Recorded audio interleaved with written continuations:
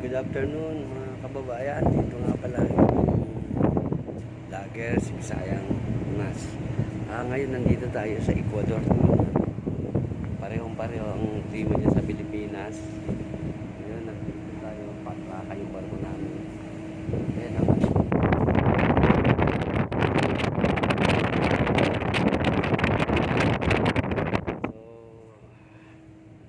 medyo malayo ngayon.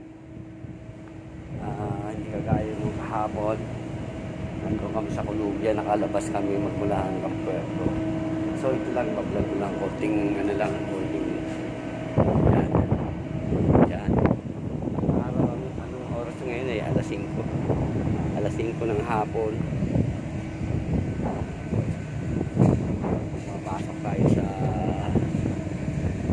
lugar ng Ecuador. Kahapon nandun kami sa Colombia. 15 hours ang biyahe. Colombia hanggang dito sa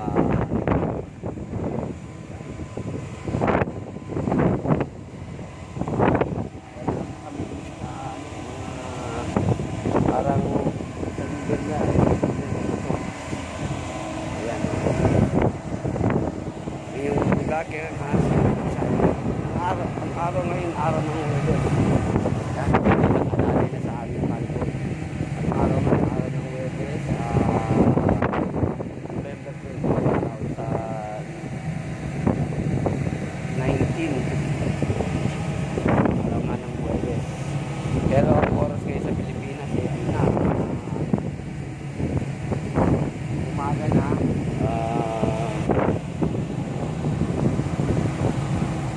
November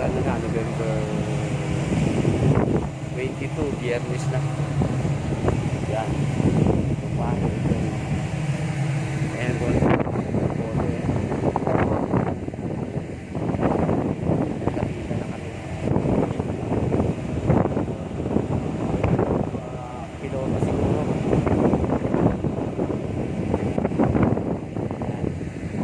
Yan na nga.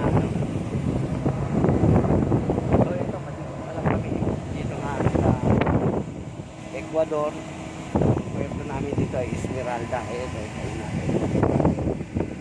Halos pareho sa Pilipinas. Pati dito sa dagat. Pati ata mga itsura ng tao. Ito naman kasi negro. Sila Central America. So, mas maraming nalahiyan sa kanila ng mga Amerikano. Yung lugar na yung beach yata, yung beach.